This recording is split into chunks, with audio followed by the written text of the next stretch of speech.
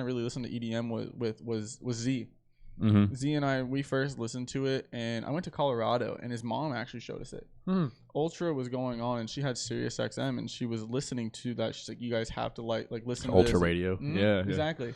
And that's how we got into like Tiesto, Nicky Romero, Deadmau5. I don't know if you said Deadmau5 or Deadmau5. I say Deadmau5. I hear both. I've heard both. I've heard both. But we always listen to them, and it just kept escalating to the point where we got back from the trip. And we just started going in, just listening and finding like Dioro. I love Dior. That was one of our main ones we'd always listen to. And it was just nice getting into a different kind of music. Before that, I listened to rap, but rap's kind of stale now. I don't like it as much. The mumble rap phase was like hard for me to like. That's when I stopped listening to rap because I was like, I mean I was into like a ton of music. I was into country. I was into rap. I was into EDM. I was into all of them. But I really stopped listening to rap when like that mumble rap phase went through because I was like, okay, like all this really is, and they are like club bangers, I would call them. They have very good beats, and then like a few catchy words everybody knows, and then they got mumble, and it's like, yes, they're perfect songs for like being out and at the club, but like. I can't listen to that in my car. I have no idea what they're saying. Yeah, I was saying half the time I'm like, what are you saying? I listen to like I hear like 5 words I know. I'm like, oh, I'll sing this part, and then next thing I know, I'm like, I don't know the rest of the song. And they were really good hype songs, like Gucci Gang from Lil Yachty, like is probably the prime example of like a mumble rap like song that like went huge, like and then that is hype. Like I remember being at the club and being like. Gucci gang, getting hype with it. But like, other than that, it was like, am I gonna listen to this on my commute to work? Probably not. Not gonna really hype to go to work. But and I feel like it's slowly kind of going back. I don't know. The only person who I feel like has been consistently like rap wise not doing that is Drake. Yeah, I was thinking as well. Yeah, he's done it consistently. I mean, that's why he's at the top. I've said this before, and it's kind of funny, but like Drake makes rap songs that white people can sing. Yeah. Not only that, but like everyone can sing. Everyone can sing, and that's why he's successful. It's like anyone, any race, like unifying. Everyone can sing it, and everyone likes it. I think that's why he's like, as successful as he is. Yeah, I think one of the crazy things now is EDM starting to branch out into rap. Like, look at Marshmello. He's done songs with Migos and a few other. He's even done a song. I think he did a song with like a country singer. Yeah, like they're starting to branch out a little bit more, and a lot of people don't realize that a lot of the beats coming up to more of the newer rap songs is from like people that. Well, that's the other thing is like a lot of producers have been making beats before they were even doing full EDM stuff. Exactly. So like that's kind of how they get into the scene is they can make money making beats and selling the beats off. I mean, who's a prime example is Eagle-Eye. Like he has made a ton. He got like a platinum. Like a gold record label from a few of his songs that he partnered with a rap guy, and he would have no idea that he was the one making the beats, but like he made the beats for the album, and like, but that's how they get into it. And then now like, you're saying it's starting to branch out more. I'm okay with it. I like it when they mix it. I mean, one of my favorite festivals of all time was when we were at EDC Orlando 2017. When Slander, Nightmare.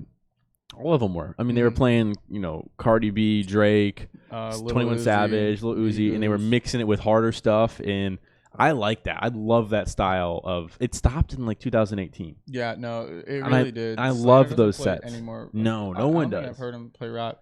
No one does really. It's crazy how much EDM has progressed in the past time. From like whenever I went to first like SMF in 2015, Marshmello and Slander were some of the first sets during the day.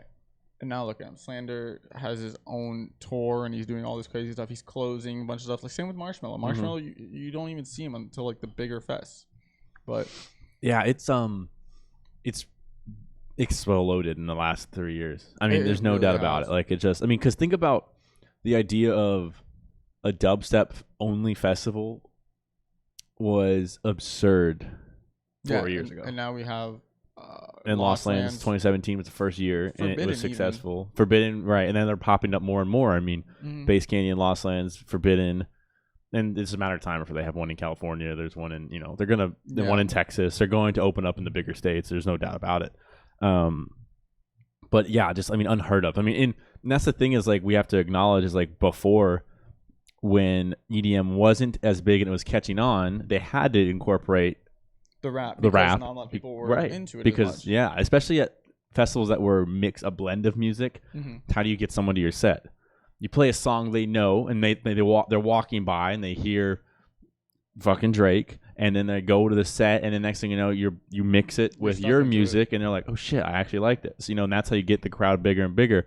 And now it's gotten to that point where they can play complete originals almost, and not have to focus on other music. Yeah. Right. And it makes sense. I would love for them to do both again. I loved the mix of rap, because I think everyone did get hyped because of that, because they would hear the songs they know, like, okay, and then they get into the drops, and it's like the energy was like way up, because everyone could be involved, and people that just happen to be at the festival and are just there and don't even know EDM, and then people that know EDM know everything. It's kind of like it was a good blend, but yeah, it's progressing. So and you can even tell how big EDM's getting, but just by the crowds, by the amount of people that are going. Like when I went to SMF, it was empty. Yeah, there was no one there. Like you could run back and forth. Like you remember that we were runners. We would, especially Z and I, like at SMF, one of the first SMFs you guys went to. You guys would see us 1 second, next second we're gone. Yeah. Where'd they go? I'll leave you back in 10 minutes. We just ran to each stage just for shits and giggles. Spring Awakening even empty. Yeah, there was not that many people. We were in the tent, halfway in the middle of the tent, and we were chilling. Yeah, that was nice. That was an awesome one. Speaking of Spring Awakening, that was probably, I would say Spring Awakening was probably one of my favorite experiences, like as a whole there. Oh yeah, 100%. That was one of the. I always look back to that festival, and it was just you, me, Z, and Nick, and it was wonderful. Just the boys. It was the boys having a boys weekend. We were literally just missing like Gio, Fernando. But they weren't really into it that much. Like that was easily one of my favorite festivals, and because that was when we saw Seven Lions. That was when we started getting really. You were like, oh, let's go see Seven Lions. We're like, okay, and you kind of had to like talk us into it. I don't remember who, bro, but I remember someone being like, oh, we don't really know who that is. Like, no, and I was like, no, we're going. Like I know who this like. I know this artist is great. I know they're gonna be fire. Like we have to go. Ended up being phenomenal. It was one of the best. It was during the day too. Yeah, it was Slander and Nightmare both during the day too. They were all three back to back. We should note though that was a weird festival, because they had where it was at that time in the city. That part of the city had a city wide ordinance, a noise ordinance. You couldn't go a certain decimal above something super small. And they had to shut down at 10. Yeah, they did end really, really early. I remember that. Yeah. I think one of the weird things about the festival was not like bashing the people, but the people. The people were really judgmental, because us four were wearing like we wore our leggings. Ridiculous shit. And people were looking at like, what the hell are these people wearing? Like, dude, my favorite story of that weekend, which I tell people all the time, was we were like, let's wear leggings, like let's look all weird and like dress up like we do for festivals. And we go there, and then we got there, and immediately we were like, oh, we're the fucking weirdos. Yeah, like no one is like cargo shorts, normal shirt, and just a backpack, and we're in leggings and no shirt. We're just chilling. Like literally, no one is dressed up except for us. And then, first off, we're in leggings, so we look like a group of 4 gay guys. Not a big deal, but that's exactly how we looked. Like, that's the picture. But then, we're, like, chilling during the day, and people keep coming up to us and asking us for drugs. I was just about to say that. It was, like, person after person after person. All I remember was, like we just were like, God, we don't have any. Like, we need to put a sign up. Like, we don't. We're not those type. Like, we don't have it. We don't have it. And oh, that was just so funny to me though. Looking back, they just constantly kept coming to us, and of course we could see them approaching, and we'd be like, oh, here they come. And someone would come up, like, what up, guys? We're like, hey, what's up? We're just vibing, And they're like, hey, by the way, you guys got drugs? We're like, no. We don't have any. They're like, oh, okay. Where are you guys from? Florida. Oh, makes sense. Yeah, then that, of course. I think one of the funnier things, we were at the base tent, and I was sitting there, and I could see these people like on their phone and like looking up and down, like looking at me. They walk over, they go, are you Zed? I go, no. Do you remember this? Oh, I don't know if you were there. I think it was just Z and I. We're sitting there. I don't remember that. I think me and Nick ran away. She looks at me dead in the eyes and goes, are you Zed? I go, no. She goes, you look exactly like him. I pulled up a picture. I go, I don't see it. You And should have she's taken like- it. You should have said yes. I You know. could have been I one of those really pictures like how shoulda. famous that was like me when I met Zed, and it's not. You should have done it. You should have done it. Another funny thing I about remember the girl leggings- poking your butt. Yeah, I was just about to say that one. Oh, No, dude, she that didn't- was she so didn't poke weird. it. So, She's like, yeeted it. dude, she Before full- yeeting was a thing. Dude, she She's like, full yeet! on Two no, she finger. didn't- No, she didn't mistake it. She smacked my ass so hard. Oh, she smacked it. Okay, It good. scared the shit out of me. We're all sitting there, and the girl goes, "Wham!" And I go, "What the?" Fuck? I remember you jumping, and we all looked back like, "What the hell?" And she was just like, She goes, "I'm sorry, you have a nice butt." I was like, thanks." And I was like, all right, whatever. I was like, holy shit, that was the most. I didn't know what to say. That was the most awkward like so weird, dude. conversation I've ever had in my entire life. Dude, I was just like, it's I don't know if you've had this happen. Well, you have because of this story. Is Oh, it not God. weird when a girl compliments your butt as a guy? I wouldn't say weird. I ever had a girl look at you and go, "I want to grab your ass. I can't wait to grab your butt." I've never A had girl a you've been talking to or something goes, "I can't wait to grab your butt." What? I mean, Angela pokes my butt all the time. That, But that's like playful. I'm talking like they say it in a way where you're like, "Why the fuck are you grabbing? Like, I grab your ass." I think the Consent. only. I think the only Consent. You have to ask Consent, first. of course. I think the only time I've ever had a girl like actually do that. I don't think girls have. There's only a few girls that are actually ballsy enough to actually say something or actually just full on do it. Well, they're comfortable enough to do it. Yeah, at the time. like the girl that hit my butt. I was like, holy crap, dude! I didn't know what to do. That's some freaky suburb Chicago shit. I was more in shock than anything. I think I sat there for 5 minutes, 10 minutes, probably contemplating what was going on in my life, and yeah, that was wild. That festival, we saw a lot of. That was the first time we saw BTSM actually. I remember we were saying that, and they were really really good. They were during the day as well.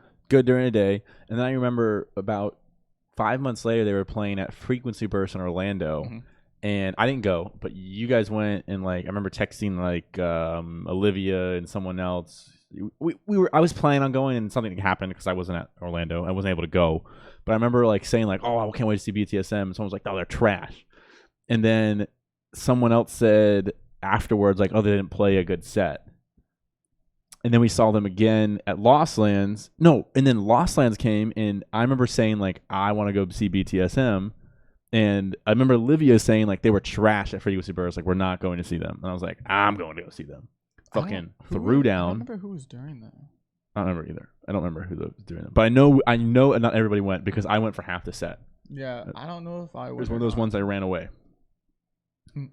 And then came back, and I was like, they threw the fuck down. And then I actually don't remember when they just exploded out of nowhere Yeah, too. they got.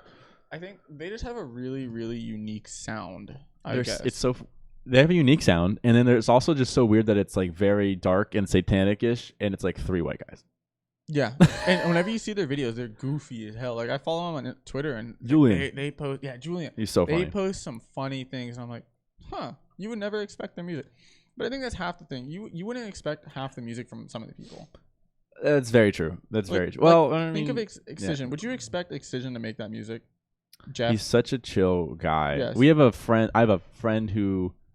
Long story. I have a friend who has a friend that's a producer that's in his subsidiary records and knows him personally. And we were talking to her about it, and he was like, or she was saying like he's just as calm as he looks like on stage. I don't doubt it whatsoever. Yeah. I feel like he suits his personality, but his music is just above and beyond what you would expect from him. Like he's one of the hardest of the. He's like the king of it. Like he has his own festival, Lost Lands, one of the biggest festivals. And Bass Cannon. And Bass Canyon, yes, and Bass Canyon. Like it's just wild. I think he needs to do one in Florida. Yeah, that would be nice. He could do it easily. I thought he was gonna be the main person for Forbidden. I thought to be really honest with you, I thought Forbidden was his festival That's in what I Florida did. for the I thought first so year and a too. half until after the second year I went actually, and I realized like, wait a minute, it's not his. He's just Like, I don't know. there, I don't yeah. remember who said it to me. Like, that's not his festival, and I was like, wait, what? And they're like, yeah, here's the owner, and it's Pepe or whatever. Yeah, But yeah, totally blew my mind. I was like, he's just. But he does headline at both. He's headlined Yeah, at both but- years. I mean, most festivals that Excision goes to, he is gonna headline or be at like the main time, like Vegas. He was at the prime time for Vegas. One of the other things, I don't know how I felt. I didn't know how I felt about that that stage with him on it, because a lot of his show is those visuals. Well, yeah, this is what you have to consider. The bass music scene is on the rise, and it's taking, specifically the States, it's becoming the predominant thing in the States. Mm-hmm. It just is. He's the forefront leader of the movement. He's the one who's grown it. He's the one who's giving everyone else a chance. He's the one who's allowing younger artists to come up, and now he's got his label. He's doing even more for bass music as a whole. That was EDC's way of saying, it's coming out. And it's you've made it to the level that we can put you on main stage. It's more of a tote of the hat and a compliment to him to put him on main stage than it is to compliment what his actual music and visuals do. They're saying, you've made it. You're now in the same level of people as like David Guetta, exactly, 100%. Which is, even though I agree with you 100%, I was like, there's no visuals, there's no screens. So it's just, the screens were just really, really small. Well, there were two, one on each corner, and that was it. And you could barely see it. Versus Circuit Grounds had them the entire way around. Yeah, I love that stage. So it's a big difference, but it's to tote the hat that even though it's really a compliment to his music, because he didn't need the visuals. I mean, that stage was packed. That stage was ridiculous. We got a prime spot. We had a great spot. We did have a great spot, but it was packed with no visuals, just straight dubstep and lasers and whatever else they did on the screen, which is a huge compliment to him and his art of work. I mean, he's gotten to the point where his music can be played on a main stage without screens. Do the screens help? 100%. No, I'm not even going to deny that. But can he? Yes, it's a huge compliment. But I agree with you. I was like, I could see why. I mean, I would prefer him on Circuit Grounds 100%. Yeah, 1,000%. But it is a big jump forward dubstep and hard and anything like that to have, because you really don't see hard on the main stage. That's more of very rarely like Diplo and all those people. So seeing it, whenever we saw Excision on that stage, we're like, holy shit! Like, I remember it was a big deal. It was a huge deal for it. I mean, and again, it's a huge compliment. And think about just EDC Orlando for the fact matter. Who has played on main stage and when? The bigger artists are always Martin Garrix, Cascade, David Guetta, Tiesto, and they're always playing on main stage. Whereas Circuit Grounds, which we hang out with at the most, is all the bass guys. I mean, Slander, usually Rez, although Rez played main stage at EDC Orlando last year. Another total of the hat to her. SMF. But that has screens, different than than Vegas. Vegas does screens on one, art installations on the other, which I like. I actually really like how they do that, but totally different in the fact that main stage doesn't have screens. And main stages that I was not expecting Vegas stages to be that big. Coming from because we went to Vegas and then we went to SMF, and those stages were absurd. Like the Circuit Grounds, you just got wrapped around the whole entire thing, and the main stage was massive. I don't even know how to explain it. It was just one of the craziest things I've ever seen. Did you spill I don't even know how that happened, but apparently a drop fell off. Anyways, whatever. It didn't land in my jacket. But no. But what was weird, what's even crazier to me is we never, and I'm gonna make sure I do this year in Vegas, because I was seeing pictures of people up on the rail and in the faces, whatever the thing is behind them, and how big of scale it is. And I never did it at Vegas. I never did it at EDC Orlando. But the act, get up front. I want to get up front for at least a set, or at least during the day, to get a picture of the actual scale, because we were always in the middle-ish, and it was huge, and it was huge in the middle. Was massive. But to be up front, I have to go up front, because I want to see the actual scale of how big it is. Whenever one of the EDCs, and Gio and Misha came with me, it was Hardwell playing on main stage. We were right at the rail. It was insane. Like, you looked up and it's just everything right there. And even EDC Orlando, that's even EDC Orlando, stage, it's huge. But it's a smaller, but it's still massive. It's insane. For those who have never been or aren't familiar with the EDM scene, basically EDC Las Vegas and then EDC Orlando and all the other EDCs, they shorten the stage for all the other EDCs besides EDC Vegas. So EDC Orlando, for instance, has the main segment, which is in the middle, and then it has one piece to the left and one piece to the right. Vegas adds another piece to the left, another piece to the right. So it's a middle piece. Yeah. It's wildly much bigger, absurdly much bigger. Yeah. And EDC Orlando is huge when you're up front. We were up front on Circuit Grounds last year. 7 lines. I was Seven up front Lions for and Seven BTSM. Lions and BTSM and Excision. Yeah, we were. So I really, really enjoyed that circuit ground stage. They did really, really well with The that. honeycombs, bro. Something about those the honeycombs, dude. It was nice. Oh my god, I want to see if I can pull it up here. Hold on. Yeah, that stage. I want them to. They need to keep that stage. I don't want it to change. I love it. I'm really curious what they're gonna do with the stages again, because I think that's one of my favorite parts about the festivals is they change the stages every single year, and they're just so unique each time. I absolutely agree. They're unique. What's crazy to me though is like overwhelmingly, everyone was like, this stage was ridiculously good. It was 100%. Like, I didn't know. I really, truthfully didn't know one person I talked to that was like, I don't like it. I don't like the way the stage looks. It was really, really well, and it was different because they completely just went all out for this one, and they didn't copy anything. They just did their own little style of what it was, and it worked out really well. Look how small we are. We're little guys. Little mini guys. Yeah, that's it right there. I mean, it was just. For those that are listening, we're pulling it up online. It just looks so different, and it was so. And then they did a great combination of each honeycomb had a screen, and then lights around it, and then they had lasers and all that other shit with it too. I don't know how to explain why it was so good. Just was. I have no idea. I mean, like for Excision, I have a picture on my. That's a cool picture right there. Yeah. See, that's a wait. Is that it? That's it. Yeah, that's it. Oh, that's it from the side. Oh, okay. I don't remember those pillars on the side. Well, yeah, that's the thing they do at Orlando is they put because so for Vegas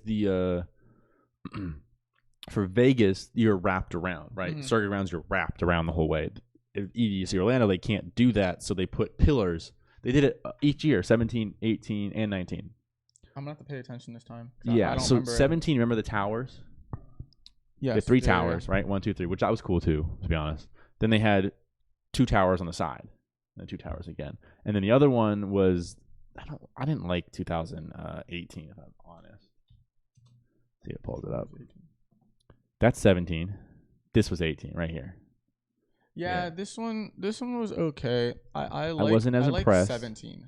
But they had the arrows on the side. Yeah, I remember that. Yeah, let's show 17. 17 was Millennium there. Wild. Millennium and Midnight Tea. This one, that was one of the fun ones. That's at Vegas, but yeah, that shit's crazy. That was the year that Z and Talent came. Yeah. That was a good year. Right here. Yeah, that was a really good stage. Yeah, and then that shit right there. I think one of the only things that I was disappointed about with EDC Orlando, well, 2 things. One, Bear Grylls and Adventure Club. I love both of them. I don't think their back-to-back should have happened. I think they both should have done their own set individually because I love Bear Grylls and I was listening for his music, but he didn't play that much of his music. Adventure Club kind of took it over and made it more of their set, but like a few Bear Grylls songs put into it.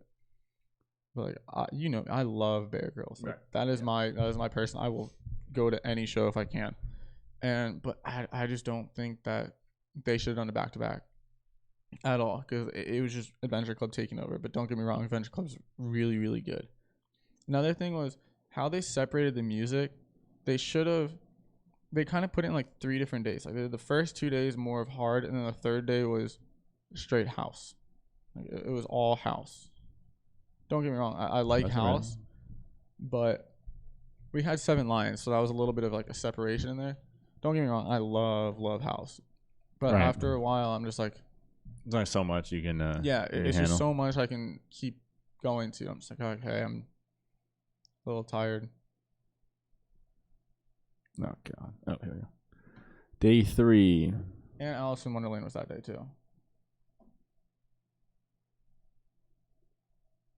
Who did I see that day? Because yeah, you're right. There's barely anybody that I would.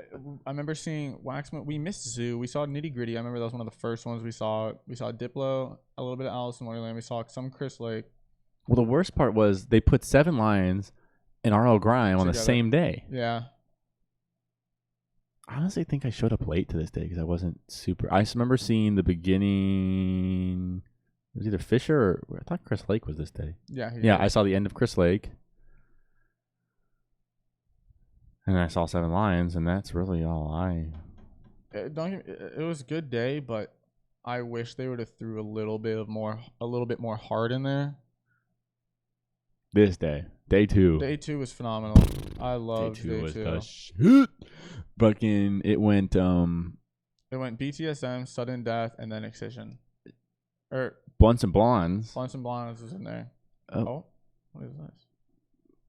I don't know. I thought Riot 10. Blunts and Blondes, Riot 10. We saw BTSM, Excision. Yeah, because I was at San Holo during Riot 10. When was Sudden Death? Sudden Death was... We were in the front still. Because that was when we met up with Peyton and that whole group. I wasn't with you guys then. Oh, you weren't? Oh, well, we had like a giant spot in the front. Oh, God. Oh, I just want the picture. All right. It's not working. Yeah, we tried. We did our best. But I really like how EDC Orlando is getting a lot bigger now. Like, they added Stereo Bloom. Yeah. That's hardstyle. That was fun. I think going from Vegas to SMF, I was walking out. I was like, holy shit, I can actually walk everywhere in 5 minutes. Not going from circuit grounds to Kinetic God. Field. Dude, then they would have like... Dude, the one thing I remember about Vegas was when some of the girls or something had to go do something, I went with them, and then you guys were where you were. We were trying to get to you guys for the set, and I was with me, Emma, Sam, and Bree, and then we're walking to you guys from the front. And you guys were either at Circuit Grounds or Base Pod. And then we're walking, and all of a sudden we just hit like a wall of people. Yeah. Like, what the fuck's going on? Like, why the fuck? And then there's a goddamn parade through the middle of the fucking festival, and we have to wait. There's these people that walk, and they push people out the way, and they have this rope that you can't pass. And they have a giant And they have float. giant, like 7 floats. Yeah, probably was like 3, to be honest with you, but you felt like 7. Yeah, and then they move though at the pace of 1 mile an hour because everyone's fucked up, and they don't realize that like these floats are coming, and we have to just make a path for them, and they move quicker.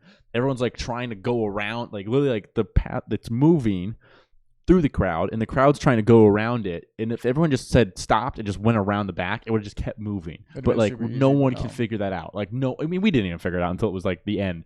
Like, but no one could. And it was just, oh my God, it took us like an hour to get to the other stage, dude. It felt forever.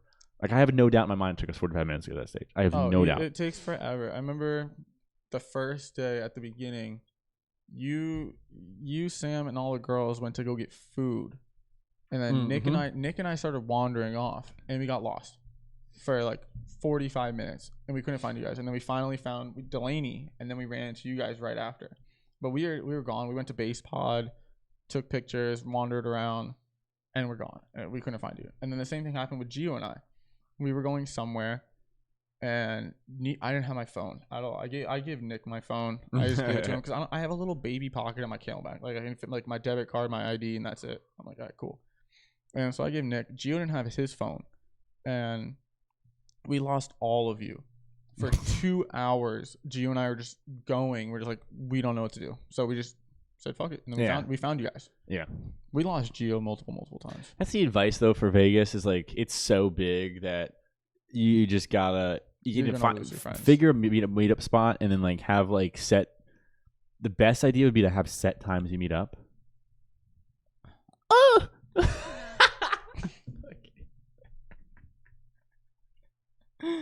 Oh no! No one, people listening have no idea what just happened. We're just gonna leave it that way. But like you need to.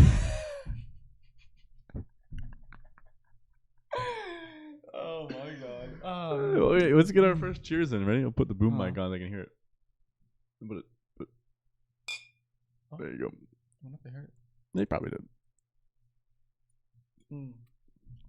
Yeah, you're gonna lose people. Vegas, you're gonna lose people, and the biggest thing I would recommend for people is have a meetup spot, but have set times to meet up. Yeah. Don't say like, oh, we lost you, let's hope we find them and then all meet up together. Not gonna work that way.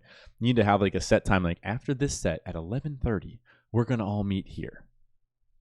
perfect, done. Everyone knows. Yeah. And that way, if you get lost, it's just we meet at 11:30 there. You just have and fun you wait and you tell everyone we're gonna wait 15 minutes or whatever. Just staying 15 minutes. We're gonna wait 15 minutes, and then we're gonna go to this, and then we'll meet up again at that spot in 3 hours, 2 hours, 3 hours, whatever. But just figure it out that way, because if you lose somebody, they're as good as. I mean, we got lucky and found you guys at. We had a. That's the other thing. We had set spots at certain stages that helped. At least that main stage. At least that main stage we had a set spot. We did it right in front of the fucking field, or not kinetic field, circuit grounds. We always stayed towards the right of the third pillar, or the third thing. We'd always stay right there. That's where I would always go. On the right side, we'd always hug the railing. Yeah, but we were on the left side for the second day. Yeah, because we were in that little opening. Because that's when we found Frankie, Alex, and Scruggs, Seth, and all them. We found them at base spawn. Yeah, and then we all met him up there because Seth tried getting me to go in VIP. At circuit grounds? Because I got into VIP at base spawn, but not circuit grounds. Okay. But I don't remember that. But yeah, I remember being on the left side or maybe it was day 3 with ZZ, Millennium, and all that. Oh, phenomenal. Best set. Those were the best. 2 best sets. Slander. It was 3. It was, what was it, like Millennium, ZZ, Slander? Or for me, it was Slander, ZZ, and Millennium. Yeah. Those in that order. Those three sets all back to back to back was absolutely phenomenal.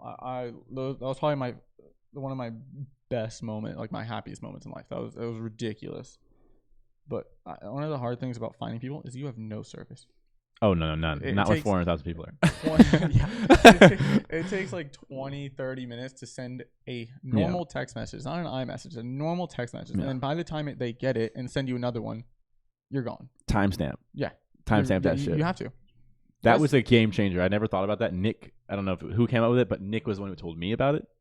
And I think it was Nick.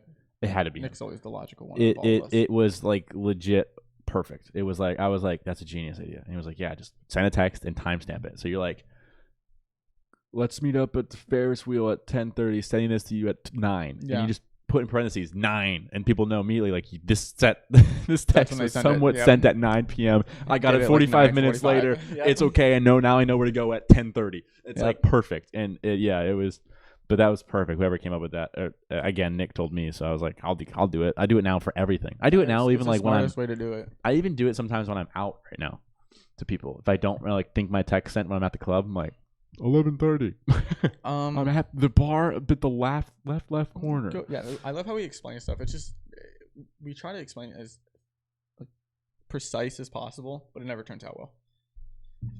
I think that was one of the good things about Lost Lands. You had a signal there. So you could find people pretty easily. Oddly enough, you did. It's super easy. Weird. In the middle of nowhere, you had signal. Yeah. And you could text someone and it would go through. And you'd be like, oh, hey, I'm over here. 5 minutes later. Right, yeah, I can't remember 2019, Big Josh looking for me. And I was in the middle of the crowd right next to the sound booth on the rail. Actually, we were right behind the sound booth. Dude, amazing view. Really? Underrated spot of Lost Lands. Right behind the sound booth on main stage. Because you get the whole view. Get the whole view, and as long as it's not raining, they don't put up tents. So it's completely like flat, and you can just be on the rail there and see everything from the middle. Underrated, and it's not crowded because no one wants to be behind the sound booth. Because normally they have tents up and shit like that. Yeah, and you know they don't put tents up unless they expecting rain. So the first 2 days of 2019, beautiful view. And then you have your own rail, and there's no one around you. It's perfect. It's crazy. Crowded to the left, crowded to the right, nothing in the middle. It's absurd. But I remember being there and texting Big Josh, like we're right behind the sound booth in the middle. And then it sent, and he found us like 30 minutes later. Yeah, like wild. It's like, nice. It never happens anywhere else. It makes it so much easier. And plus, for even 2018, we had the neighbors. Remember, they had the hula hoops and everything, and the guy would always be the person we could find. Yeah. We'd always hold up the hula hoop. We'd all go find him, and it'd be simple. Yeah, he had a big totem this year too. He had a dream catcher. Yeah, he had a dream catcher. Cool. I like them. Dream catcher with a T-Rex head on it and feathers and stuff. Yeah, and I got to carry it for a while. Yeah. Yeah, that was really nice. Lost Lands was really. I wasn't expecting it. The camping, the whole shebang, showering with the gallon jugs, that was fun. Dude, oh my God. I just did this podcast with Aid on Festival Tales, and we were talking about that, and she was, I did a festival with Dubstep FBI, and they were talking about one of them went to Lost Lands, I think 2018, and they were talking about how like our neighbors were like showering with water jugs, and I was like, was I your neighbor? I was like, that was us. was me? And they're like, well, no, you weren't our neighbor, and I was like, well, we showered with jugs, and they're like, what you did? Because they thought it was weird, and I was like, what do you mean? We watered, then we shampooed. Then we just rinsed off again, and it was like because we didn't want to pay $10 for a shower. Yeah, you just take a little hike. We also were broke back then. The water was freezing cold. Oh my god, absolutely freezing cold. But it was an easy way to shower. That's me the old whiskey and the ginger ale. Actually, I'm gonna go with ginger ale. You got a ginger? It's time to try it. You gotta try it out, and then can I get the ice too. I had to pee right now. What? Already, dude. 35 minutes in. I know. Better hold that baby shit. bladder. Baby bladder. Jesus Christ. Can we do a quickie? What's the code? You really have to pee? I do. So quick? Yeah. It's 512. Go ahead down. I'll hold off. All right, I think I can manage by myself. Oh my god. Maybe 512. Yeah. Well, what's up, guys? It's me now by myself. I'm gonna pour a drink. Nicky taking a bathroom break because he got a little baby bladder. Hey, fuck you, guy.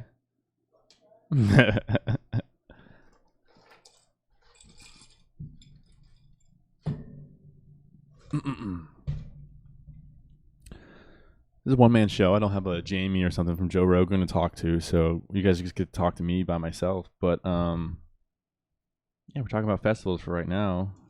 Coming back in 2021. Looks like we got first one in Texas this April, and then May, maybe some Vegas action coming in May. Who knows? But we're gonna, we're powering through here, people.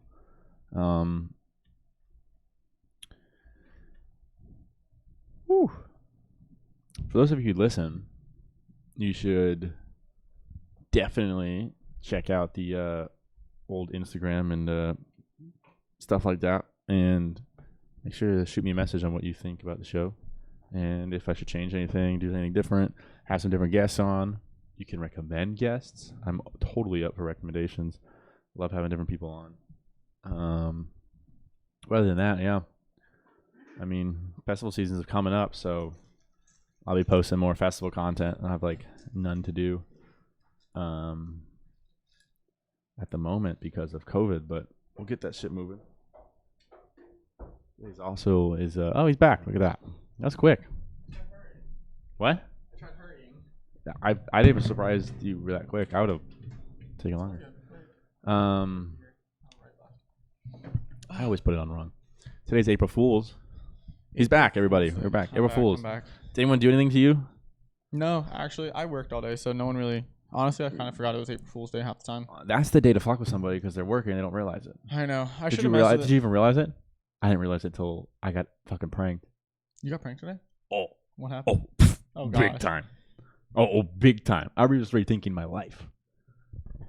What happened? The old lady. Oh, God. The lovely lady sends me a text. Oh, man. Here we go. You know that. Instantly, you should know the April Fool's joke. Yeah. Yeah. I'm done. Hey, by the way. Oh, no. Oh, okay. We're going a different way. I should do it to Angela right now. Yeah. That's a big one. Well, you can't do this joke. No, don't do that joke. Don't do that joke. Fuck it, dude. I get, first off, at work, again, one of the managers texts one of the guys at the starting position. Our company is really weird structured, so the starting position has a different manager than I have. I don't even want to get into it. It's super ridiculous. But they have a different manager. Their manager texts them, hey, the head of the entire Southern Division is coming today to like look at stuff. Like, get ready.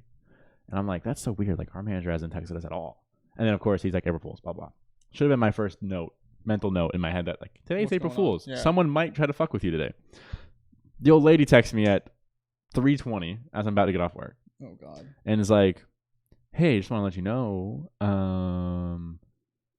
I've been, like, nauseous for the last, like, 5 days in the morning, yada, yada. So I'm taking a pregnancy test, and I'm waiting on the results. I'm like, in my head, dude, again, I've been working all day. Didn't dawn on me once that it was April Fool's Day. And I'm like, fuck. I'm really in my head, I'm like, we've been doing everything smart.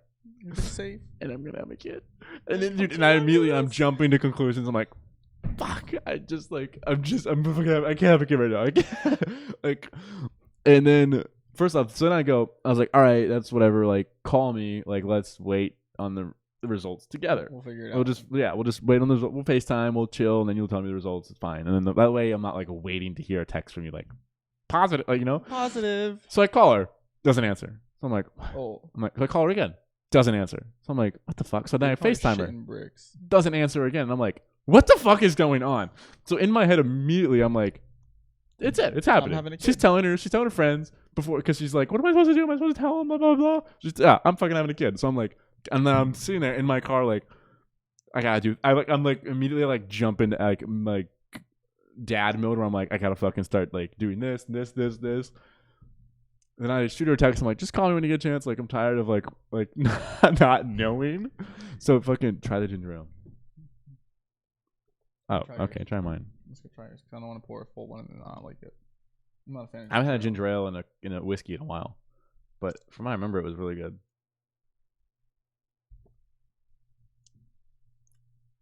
I'm not a fan of ginger ale. I don't. Is there not enough whiskey in it? Yeah, it's not bad. I haven't had a sip yet. I might have poured it bad. Oh, that was a close one. Yeah, no, I did not. You were probably shitting yourself, dude. You're like, oh man.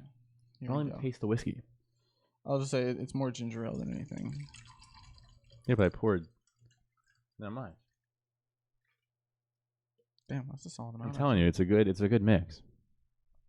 I want the Coke. Wasn't yours empty? Oh, you poured Coke first. Yeah. Okay. I was like, you just pour all whiskey in that? I think I want to cut out soda for getting, like, since we're starting to go to the gym more and eat healthier. I think one of the next things, sorry to like completely change the story. I don't give a fuck. One of the next things I want to do is start cutting certain things out. Like, I want to start cutting sweets out. I want to start cutting fast food, soda. I mean, I don't. I've been really working on it. I mean, you guys should know. You know, you eat Chick-fil-A every single day. Not that. That's whatever. Fucking that's. I need the calories. That's a good point. But sweet tea and Coke, I used to have a big problem. I would do like. You love sweet tea. I used to do like dead ass. It's not disgusting to people that are listening, but I used to do like 32 ounces, like at least 6 sweet teas a day. I'd be willing to bet 6 to 8 plus maybe a soda. Like doesn't like not even like consider it. And then in the last year, I've really stopped, like hunkered down on it. Not that it's still not good, but I've got it down to where I have 1 to 2 teas. If I have any a day, it's 1 to 2. And I'm drinking water. It's extremely better. Like, I'm very proud I got it down because it was hard at first. Like, it's very hard to get off caffeine. Like, it's super. Like, people don't like think about how hard it is to really get off caffeine, but like that shit is very fucking. It's like it's a little addiction. It is any other addiction. And you get headaches and you get all these withdrawals from it. Like, I mean, same thing with like coffee. And unfortunately, I've started drinking coffee, but not as much. I have like 1 cup every once in a while. Like, if I'm really tired in the morning, I go get a coffee. Mm. But I don't get one every day. Like, I do not get one every day. If you're not into coffee, don't get into coffee. I don't like coffee. Keep striving to not be in coffee. Yeah, don't get into it because it's like quick to be. I can notice it myself. Like, after if I have it, if I'm super tired and I have it one day, I feel myself wanting it the next morning. Really? I swear to God, it's very like I want it again. Like, it's crazy that it's legal. That's why you need to invest in Starbucks. It's like, I swear to God. Because it's never going away. Starbucks is, that's a good point. Your money is going to be fine. Dumb money because they charge so much. I think that's one of the reasons why I can't like the taste, and 2, it's expensive, man. Starbucks is expensive, but Dunkin's cheap. There's plenty of gas station coffee. I mean, again, my favorite coffee out of everything is Wawa. It's $1.69. $1.69 for coffee. Any size, $1.69, and it's my favorite coffee out of anything. I stopped drinking Dunkin' because I like that, but. Besides the point, I agree with getting healthier. I've been really striving. I have a Coke tonight because I'm making a mixed drink, but understandable. That's like about the only time. The only other time I might have soda is if I'm at the bar or occasionally I wake up the next morning and I'm craving, like, my body like wants sugar, like it wants a sugar, a carbonated drink, not like a. And occasionally I have a Coke then. But other than that, I try not to do any soda, and I've cut it down to like 1 to 2 teas a day. and I drink water throughout the day. So I wake up, I chug half of a protein bender bottle, but I fill it with water, and I chug about half to 3/4 of it.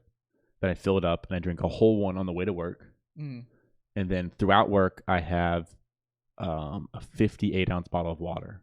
I drink the whole thing. That's a big boy. I drink the whole thing. And then every night when I go work out, I have at least 3 to 4 more 3 bottles of water. Protein shake size, so 32-ounce again, water. So I'm having a lot of water. Yeah, I try to drink a lot of water. They say, I don't know what it was. I don't know if it's true or not, but they say if you drink, I had hiccups. Bless you. They say a bottle of like really cold water will actually wake you up the same amount as coffee. I don't know if it's true because I obviously haven't tested it, but I'm gonna start putting my water in the fridge because I keep it on my nightstand. So that way I see it in the morning, and I just I wake up, alarm goes off, click, grab water, chug half of it. Yeah, I would say try getting like cold, like really really cold water, and not chugging it, I guess, because I don't feel like that. I feel like it's not gonna be good for you. But like drinking it at a quick pace, I feel like I always heard, and I saw like a thing somewhere that it's like it's scientific proven that like it wakes you up the same amount, if not a little bit more. Okay, I will try that. I'll try it tomorrow. Yeah, good idea. Oh yeah, because we have to go to the gym tomorrow. Yeah, I really, my dad's the same way. My dad loves soda. Like he doesn't drink enough water whatsoever. And whenever we would do construction, 100%. I would always try to tell him like, you need to stop drinking soda. I was like, you need to start drinking water. Like I would go to construction, I'd have 4 water bottles, 2 vitamin waters, the BCAA thing, and I'd be set. He would have like 6 Pepsis in there. I'm like, dude, that's not good. Like he would wake up, drink a Pepsi, or else he'd get a headache. And I'm like, you really need to stop doing that, and you need to drink more, like, not cut out the sugar completely, but start drinking, like, the vitamin waters and get into it more and more. I tried telling him that, but he's like, nah. Dude, it's so, I mean, my dad, I commend my dad. I get it from my dad. Same thing. My dad does ridiculous amount of sweet tea a day. Doesn't do soda. He used to do, like, my mom used to tell me that. I didn't know this. My dad used to do, like, the big, like, the 44-ounce, like, racetrack Cokes. He used to do, like, 2 or 3 a day. Damn. And then plus teas and stuff like that. He cut the Coke out. He only has a Coke occasionally. Usually it's with pizza, which I get that for some odd reason. Some odd reason, Coke and pizza is just like delicious. Like it's just so good. Side note: do you like ranch with pizza? No. Have you tried it? Yeah. You have? We've been over. Yeah. I know you do now. Used to not though. Angela fucking got me addicted. Yeah, I'm afraid Emma gonna get me addicted. I just don't even bother. I try it occasionally, but I just haven't been a fan of it yet. I keep trying ranch with her. Ranch is good on some things. Other things I'm not a big fan of. I've recently got into it with wings. Like you were never a big ranch with wing person because I'd always take your ranch. Yeah, never at all. But then I tried it and I get it. It's good. Not only is it more flavor. I wouldn't. At least for me, what I noticed is when I had the ranch, I could get a very hot buffalo. Dip it in the ranch. It helps mild it out. It helps. And you taste the buffalo without the hotness. And for me, I can't handle hotness. So it worked out perfectly. I can't handle anything. I can only do mild at most places. So it was like perfect. Like absolutely perfect. But yeah, I'm slowly getting into it. I can't do Chick-fil-A ranch is too garlicky for me. They have this garlic ranch, too garlicky. It's really weird. I started to get more into it and like look more into it. There's different ranches. Like Buffalo Wild Wings has mediocre ranch. Hooters ranch, phenomenal. Hooters ranch, so good. Like I started experiencing it. Like getting, I love dipping fries. Like I will dip my fries in ranch. I'll dick my dick. I'm gonna dick down those wings. Dick down my ranch. I'll dip my wings, my pizza, anything that I think's gonna taste good with it. I'll dip it in there. And sure, it's crazy enough, but Angela's got me hooked, 100%. So. Angela, if you're listening, you took them to the dark side. 100%. And I keep trying to tell Gio and Fernando to try them, and they'll be like, no, I don't want to try it. And then they tried it, and they go, this isn't half bad. I go, I fucking told you so. Yeah, it's not half bad. It's not half bad. It's good. I got it. Yeah. I was really shocked. My grandmother's the same way. She goes, do you eat ranch with everything? I'm like, yeah. I'm like, it's good. It tastes wonderful. It isn't half bad. Food. Other sauces. Big into buffalo. Oh, 100%. Big into buffalo. I think one of the things that I really got addicted to was you showed me the grilled tenders with the buffalo sauce, and you shake it up. Oh, at Chick-fil-A? Oh. So good. For those of you that don't know, Is Chick-fil-A all around the country? I'm gonna change your. Yes, it is now. It's expanding out west. It used to not be out west at all. It's expanding. I know that because I was in California like 4 months ago and they had it over there. So, but they have these grilled nuggets. They come in a certain container, and what I do is I get people to do it now. I pour the grilled sauce into the container on the nuggets, close the lid again, shake it up, and like you're literally like tossing your nuggets in the sauce. You're tossing it, and it tastes so much better than dipping them in. I started to do it with the regular ones too. Really? Because at first I thought like the cardboard container would seep out. It doesn't. It's really weird. I don't know how they do it. It doesn't seep out. I feel like it would though, because I 100% agree. I think I did it like on a place. I did it like outside in like a patio. We were eating like a patio, and I didn't have to worry about like if I spilled it wasn't going to get on furniture. Yeah, so I was like, okay, I'll try it, and I did it, and it didn't go through. You can't like soak it. You can't put the whole container in. You got to do like a half. I do like one. It depends. I'll put normally one and then see how it is, and then I might put a little bit more. And then the thing is, I'll still dip in a ranch, so it adds a little more flavor.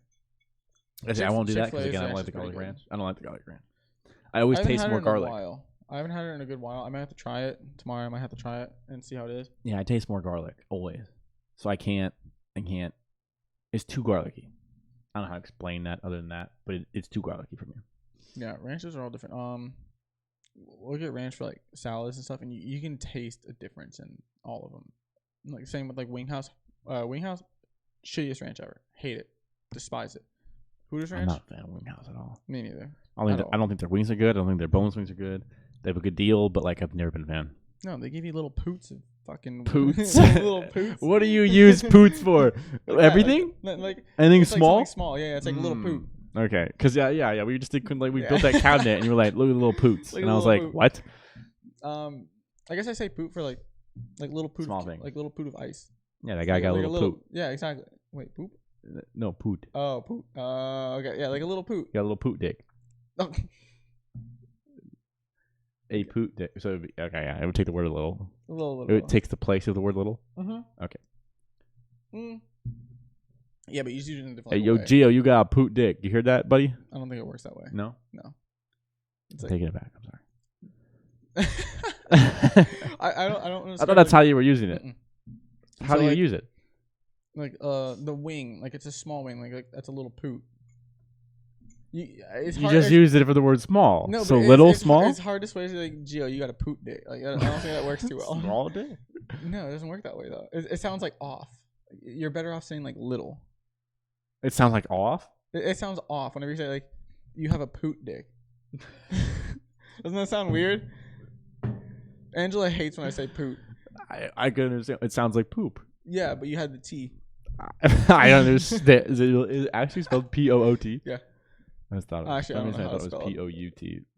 Yeah, it could be. I don't know. Sounds nice. Sounds right. I've never written it out before, so maybe. But yeah, it's like a little poot of nugget. Instead of like you get a Hooters. You literally use the word little to describe what it is. No, but I know, but it doesn't. You're using a double adjective. You're like little, small. Like, if you were like little small chicken tank. But it's like you have poot ears. Like, that doesn't sound right. Small ears. Yeah, it's like you have small ears. That sounds more better. It sounds not more better. Like it sounds more fluent. Like fluidity.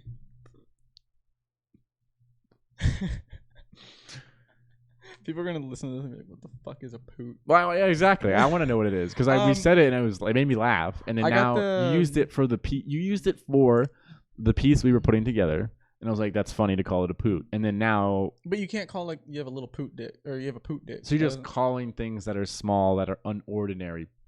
Correct. Poots. So looking around the office, the studio, like that fan's a little poot.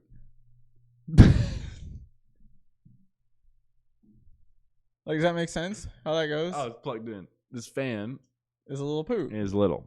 For those of you watching the video, it's a small. It's a small fan. Yes. But it's not the smallest, and it's also not the biggest. But it's little. It's a little poot. It's a little poot. Mm-hmm. Exactly. Shout out fan. So where I actually got that. Shout out the fans. Remember how I told you I got the fuck you guy? Same guy. I told you, I hear the weirdest shit from this guy. So he says little poot. Little poot. He'll literally say that's a little poot. And another thing, What does he say it about? The same way I say it. That's how I got it from. Like, what does he say? Like, oh, that. Like, Honestly, what has he used it for? Because he talks about cars.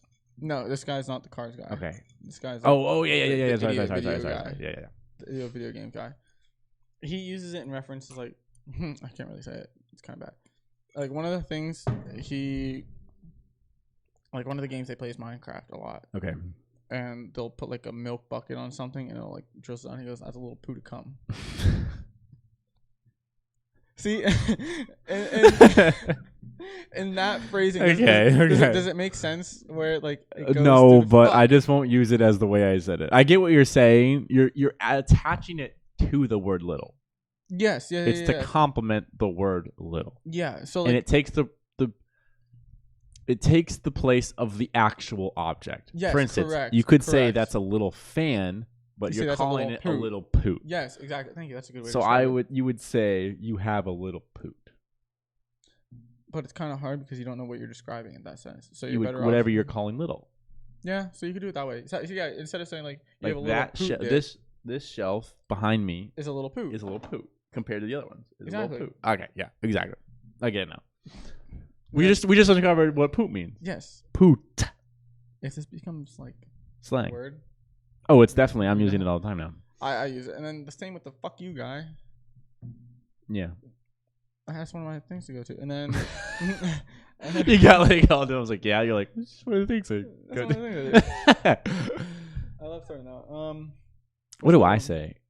What did Tristan say the other day? Shout out Tristan. She said something the other day, and I was like, I say yeehaw. Oh yeah, the yee and the yeehaw. Yeah, I say yee and yeehaw. The other day, I said Emma said something, and I responded with yeehaw, yee. I say yee sometimes. She said, "Girls don't like when guys say that." I didn't get a response. I got that. I got a cool. Girls don't like when guys say that. I was like, "Well, I was excited for you." Yeah, I feel like it's in a way like to be excited about something. Like whenever someone's like, "Yo, you want to go out to the bar?" I'd be like, "Yee!" Yeah, yeah, I get rowdy. Exactly. You say yee. 100%. Like I'll call it out for it, and then yeehaw. I say yeehaw here and there. I don't think I've said yeehaw unless I've made fun of a truck, like one of the big lifted trucks with little baby tires. I see this all the fucking time, dude. I always make fun of them. They look horrible. Awful. There's two things I hate in this world: lifted trucks with small tires, and lifted trucks with the. Okay, three things. That one, lifted trucks where they put the big tires and they put a front suspension but not a back suspension, and it's tilted. It looks horrible. I get why. I know the name of it. It's called a bulldog. Yeah, well, they shouldn't have it. It's definitely not. I guess it kind of does represent a bulldog, but it's not. Awful. But it's horrible. It looks horrible. And then the other thing I hate is when they put racing rims and tires on a truck. Yeah. Get a car. I don't like the underglow. Get a car. I don't like the. Why do you have a truck if you're trying to race? Get a Mustang. You know the weird thing is, I have a lot of trucks try to race me, all the time. I get more trucks trying to race me than actual cars. I mean, I can attest to that. I had a V8, 5.7 liter V8 in my truck when I had a truck, and I thought I could take on anybody. And I feel like I have a truck, I have big balls, I can take on anything. I mean, hey, you're up higher than anybody. You feel pretty powerful. Yeah, I know. I'm pretty. Actually, I'm not too low. I'm like chest high for my car. I think maybe a little higher. Yeah, but imagine being up 7 feet. Yeah, I just steal my dad's. Yeah, I feel like I could go over your car. Probably. I feel like with the right tires, I could just climb your car. My dad can climb my car easily. The Jeep? Oh, 100%. Yeah. That thing can go up there like nothing, and it would still be chilling. Dude, I'm thinking of getting a Jeep. Get a Jeep. Don't get a Gladiator. Sorry if anyone likes the Gladiator. I'm sorry. I'll play devil's advocate here because I'm semi intrigued in the Gladiator. Here's why. There's two things I'll say with this. Number one, it's very important. If you're gonna get a Gladiator, you have to lift it and put it on good tires. I will on 100% agree with anybody that says they look bad when they are not lifted and stuff. I think they look horrible. Yeah. If you buy one, you have to get it lifted and put it on 33s at the bare minimum. Every Gladiator I've seen lifted with good tires looks actually great. Looks great. But other than that, when they have this fucking factory built shit, horrible. Why are you getting it? Get a normal Jeep. It's a waste of time. Get a car. Look up. There's this guy, Stradman, that I watch. I have a burp. This guy Stradman, he got a Jeep Gladiator. He has it on 44s, and he converted it to a 6x6. Yeah. Look up Stradman. No 6x6. way. I just slapped my drink down. I gotta see this. No fucking way. That's dope. I love 6x6s. They're ridiculous. 6x6 Jeep Gladiator. This Gladiator is done well, but I grew up in Jeeps. Like, that was how I used to go to sleep. I can't type. No, type in the Stradman. Hold on. See, that's another thing. When they do that stupid ass front face of it, you don't like that? I hate it. Oh, I think it looks stupid. Oh my god, that looks amazing. I think it looks so dumb. That looks like you could shoot an RPG at it and it would just deflect right off of it. Look up 6x6 Gladiator Stradman. Stradman. That came up right away. Jesus Christ. The first picture. The first picture. That's the one he's building. I don't like the color, but it looks good. Well, yeah, that's like his color that he does, like his brand color. That's his. Oh, it is? Okay. Mm-hmm. So a bunch of his cars, like he has 2 Lamborghini Aventadors, he has a Bugatti, he had a Supra, a C8, and all these crazy things. Yours. Oh, little baby Urus. Uruses are beautiful. I wouldn't mind having a Urus, honestly. That legit looks like the Halo looks car. Good. Yes, exactly. It looks like, what is it? The Warthog. That looks absolutely stupid. But Jeeps are a good platform. I actually almost got a Jeep when I was You were car hunting? No, when I was 16, it was either get my grandmother's Mustang. That doesn't look good either. That looks terrible. Why do these look? What's the difference? They get a bigger wheel well?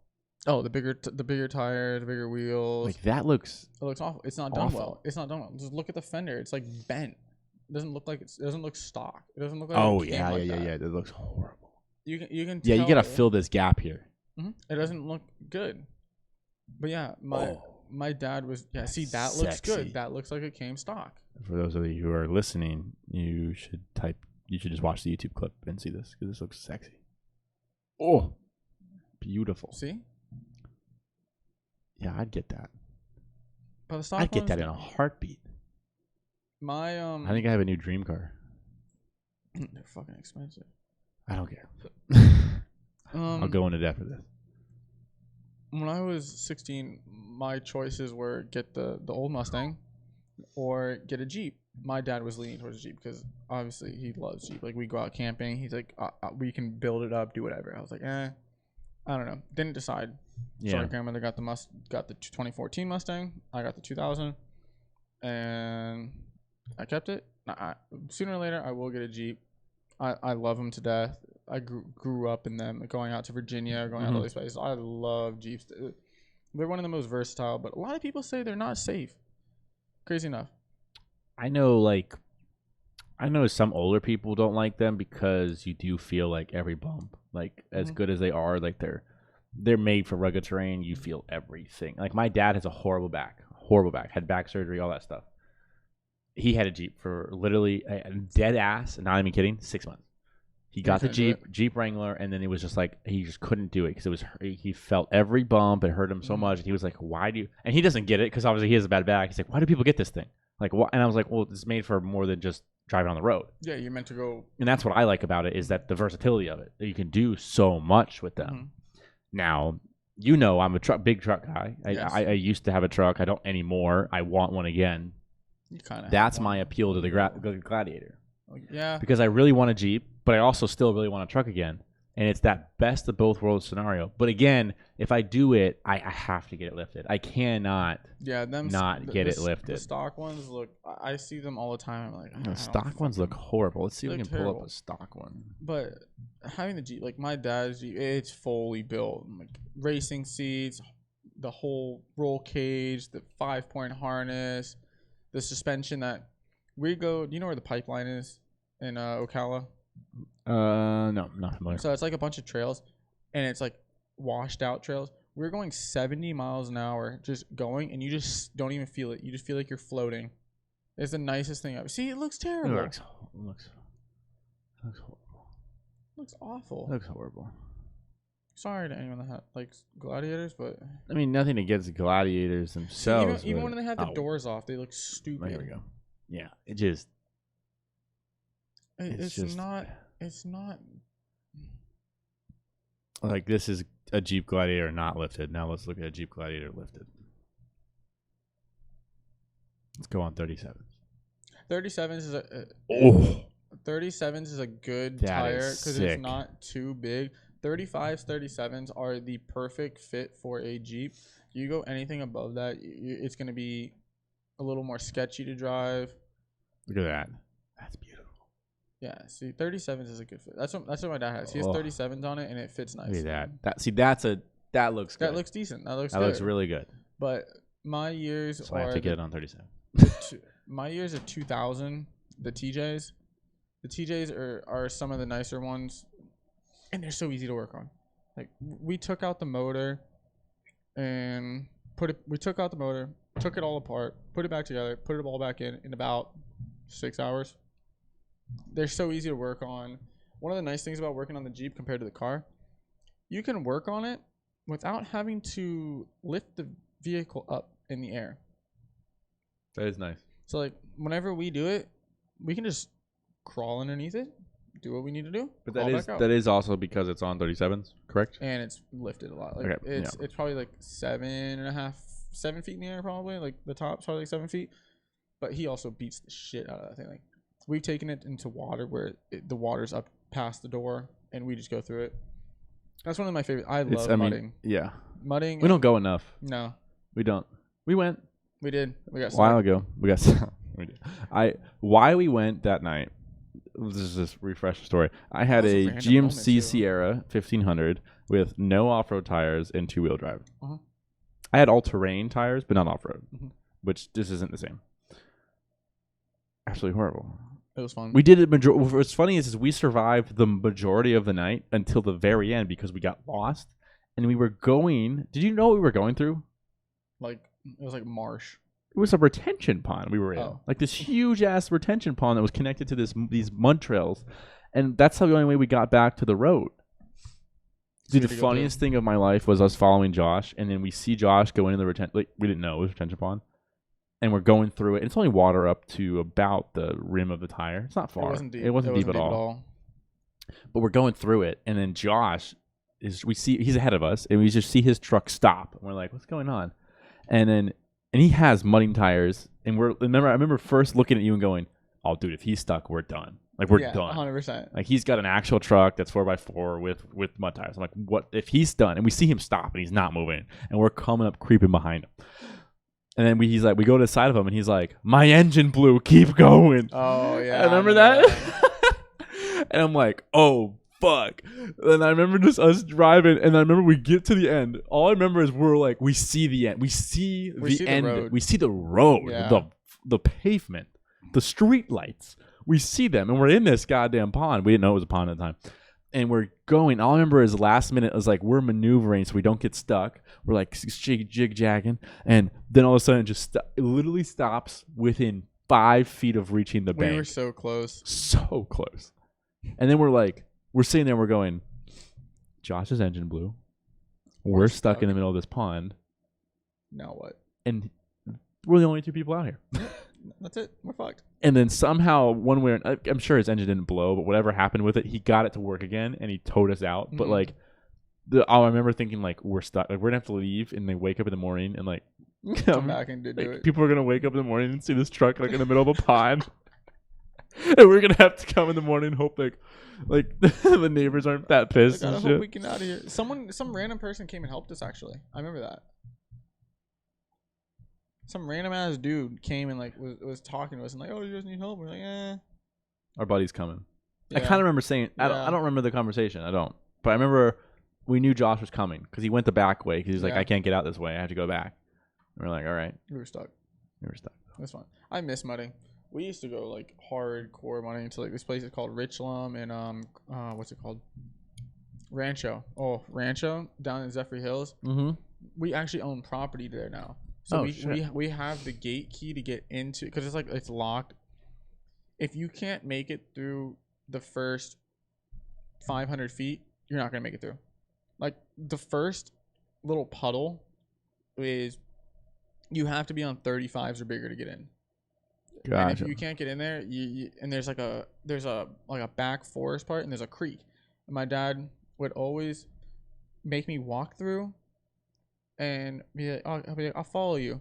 I'm like, all right, I'm just walking through, and I would just drop because it would be a drop off. And I'd be like, oh my god! I'd be like, come pick me up. He'd go over. I'd sit on the bumper, go back, and he'd be like, all right, I'm not going that way. Walk that way. He'd tell me to go walk that way. Just drop straight through again. And be like, all right. We were always the Jeep because we were one of the bigger ones that would always go. And when everyone gets stuck, I was the mud kid. I loved the mud. I would always run around, dive in it. I loved it. We would go in there, and people would get stuck. He would always drive up. He'd be like, all right, go out. Because he would never have to get out. He'd stay clean. Not really clean, but because we'd always have the doors off. Yeah. And he'd be like, all right, go hook him up. We're going to pull him out. Pass me that whiskey. Sorry. And that. Both. And we would always go. Let me try this one. See the corking? Ooh. I love the way that sounds. I love this whiskey. So I'd be covered. It is pretty good. It's good whiskey. You don't drink whiskey. I don't. We should make that noted to people. You do not drink whiskey, but you're enjoying this. It is. It's good. It's very tasty. It's not a harsh, strong. It's a good whiskey. Bitter taste. I'm not sponsored by them, but I wish I was. Buffalo Trace, everybody, check it out. It's good. It's good. I'm not a big whiskey person. I like it. But I'd always be covered in mud because I'd always be walking through the mud. No one would ever have to get out. I would just wander around, just walking through like waist high mud or like knee high mud, just going around. And we'd be like, "Hey, little Nicky, we're stuck." I'm like, "All right, I'm on my way." Go walk over there. Little Nicky. That was what it was. Cause I'm a junior. That's true. Yeah. That's okay. That's true. It's true. I want a kid to name him the third. Really? I want a boy just to name him the third. Just for shits and giggles. You want kids? Not for a while. Okay, well, I know that. I want a boy. I think everyone knows that. I think we all feel that way. But you do want kids in the future. Uh-huh. What is the optimal age? Do you think that you feel like okay, I could have a kid now? Probably 28. 28. Yeah, I'd go low 30s for me. 28, 29, 30, somewhere around there. I want to be late to it. I want to, yeah, but I don't want to be too late to where I'm old when the kids like. Yeah, I don't want to be 40 16. Or 50. I don't want to be 50. Yeah, I don't want to be that. But I want to be 30s. Yeah. I want to be able to be done with my 20s and either have done what I want to do or build up what I want to build up. You know, one of the two. In order to to say I've done what I want to really do. Yeah, I agree. And then focus on the children if I had to. I'm not keen on kids. It's crazy. But I'm saying if I had to choose. A lot of people from high school are having kids now. Somehow the birth rate's lower.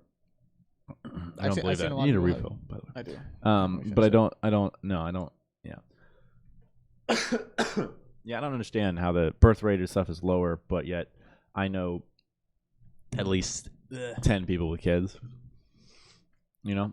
Oh, it's crazy. It's also kind of a few of them were I guess shocking.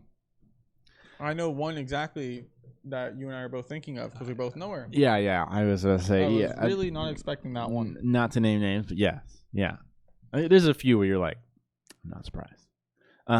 So if anyone doesn't know, this woman was, like I say woman because she's lovely lady. Yes, phenomenal. One of our best friends. Mm-hmm. Would never expect to be one of the first people out of the group to have a kid. Sure enough, she has a kid. I haven't seen her in forever. Yeah, same. It's been a long time. I used to be really close with her mom. Oh shit. Her mom was like my best friend. I loved her mom. I really mix this.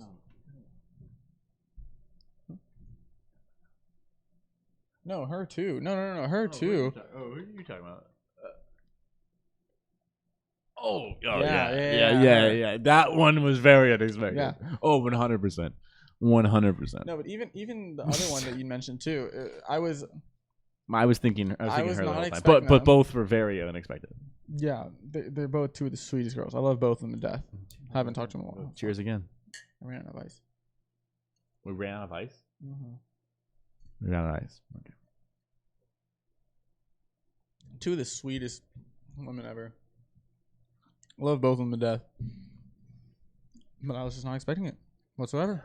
When I heard it, not at all. When I heard it, when I saw it, I was like, yeah. holy shit. I do remember that. I do, especially because like I mean, you knew her as well as I did. I would think, if not better, you knew her better. But like, yeah, it was a little bit of a. I actually met one at your one of your parties. Remember when I cut my lip with the Red Bull with the Y bomb? Wait, you met who? The one you were thinking of. Oh yeah. When I cut my lip on the Red Bull when the Y bomb. Yeah. Yeah, that was when I first met her. Then me and her became best friends that whole entire summer. Yeah, it's funny to think about how you meet people and then. Well, that's one thing, but I was gonna say it's funny how, like, summers, you have summer friends that you might only be friends with for one summer, but you like distinctly remember having a fucking just ball with those people. Like for me, it's Brendan Wiley. Oh, I love that guy. I love that man. I love him. Love him to death. Funny. Love him to death. We had like this one summer we like met each other through David and stuff like that, and then we just started hanging out and like we just had a great time. And we would just fuck around and have a great time. He's we had such a goofy man. The whole summer, and then we tried to keep in touch, but like it was just like, and even to this day, like I've seen him once or twice. We ran into each other last New Year's when we did the party bus. Oh yeah, we did. Ran into him, and we were like, bro, we got fucking super excited. Yeah, gave each other a big ass hug, hung out, and then we left. When we left the bar, and then I tried to connect with him because where I'm moving to is pretty close where he lives now. Mm-hmm. Actually, I just realized that he lives like really close where I'm moving. He lives in South Carolina now. We went to school there, and for school soccer. There. He's for soccer, and now I think he took a job in Columbia, from what last I heard. I didn't text him now that you mention it, but yeah, but same thing. Like looking back, I'm like, we really only hung out one summer, but we had the funnest time. Like we had the funnest time that summer. I'm trying to think who else. I met him through soccer like long time ago. Same with David. Yeah. David and I played soccer together. That's how like you all kind of knew each other. Mm-hmm. Yeah. We all played soccer and then it just expanded because we were always on the same team and all that stuff. We were always close friends. But it's just crazy. All these people having kids now, man. I don't know.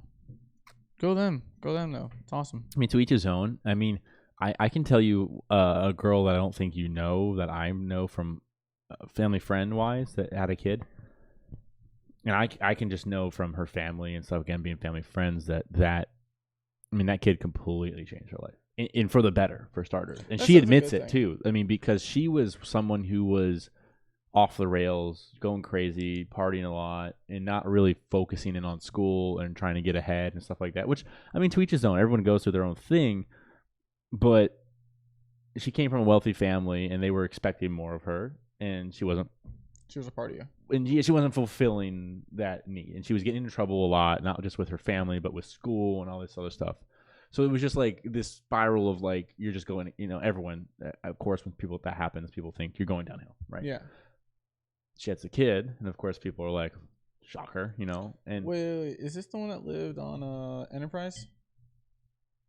No. Oh, you know what I'm talking about? I do know who you're talking about, but no.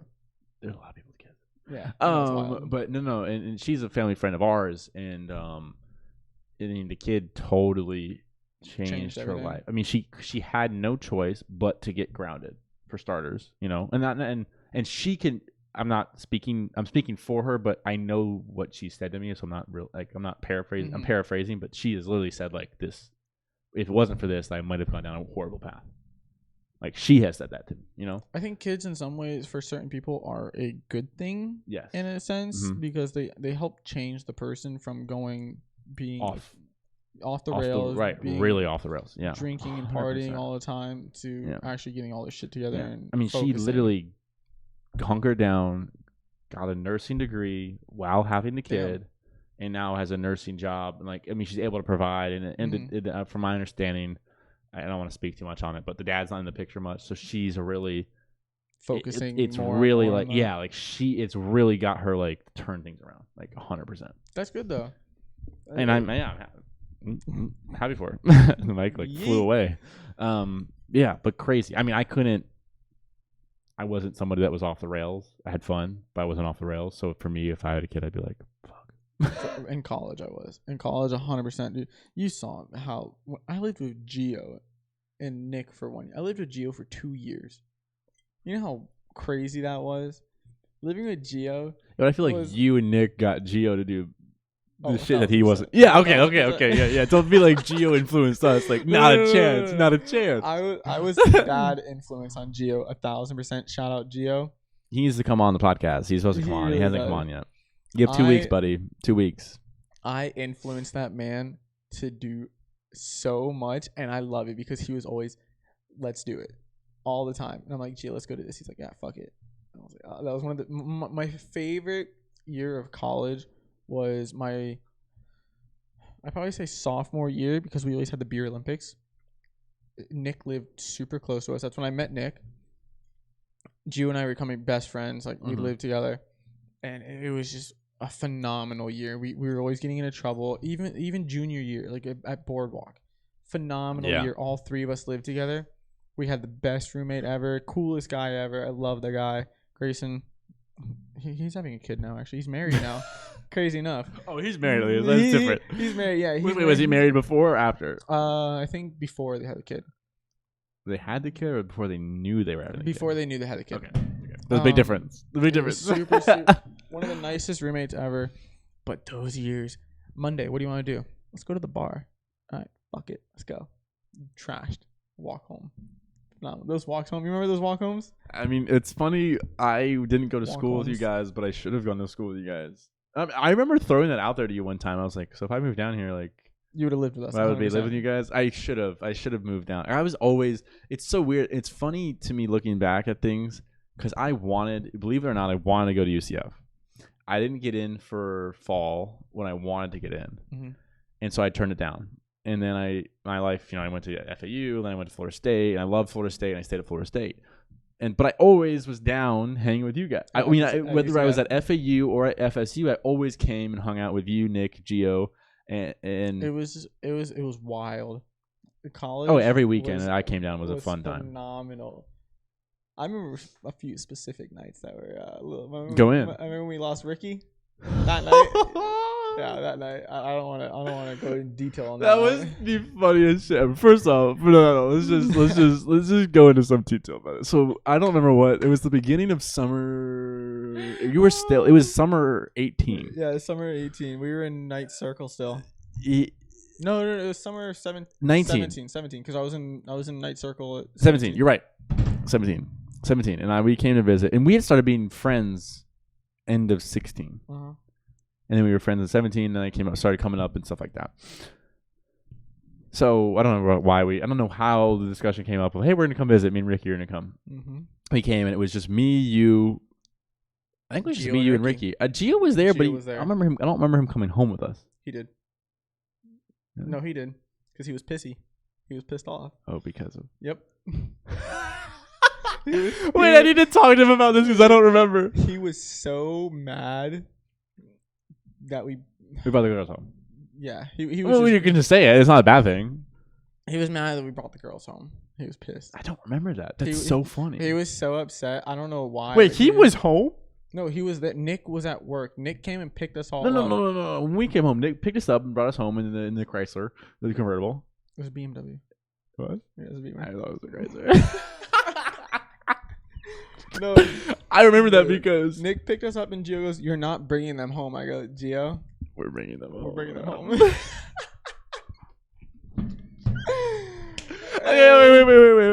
So this is what I remember that night, because I don't remember. Did you not? Did he go home with Nick? He was in the apartment when we all were home. Yes. They were playing video games in Nick's and Gio's room. What? Yes, because I left you on the couch. We gotta talk about we gotta talk about this. We'll talk about it after. We gotta talk about this after, because I'm a little shocked right now. I'm a little shocked right now. Oh, that was a fun night. I don't like that. That was when Nash was working. Yeah, Nash was working into 2019. 18, yeah, because Steph took over in 2018, 2019. Okay. Steph. I miss her. She was a sweetheart. So that night, what I remember was we get to the bar. First off, we drink before. I have videos of us drinking before. Like, we're taking shots. Ricky is just pounding shots. Shout out Ricky. He needs to come on too. Shout out Ricky. We're pounding shots. Then we go to the bar at like when it opens. 9. Which we always did for starters. First off, that is okay. Let's just tip. Go to the bar when it opens to get a bar It seat. sounds absolutely ridiculous because no one goes early. No one. Go early. Except it's actually genius. You get a bar seat, become friends with the bartender. You get free everything. Tip them good. Become friends with them. Become close to them.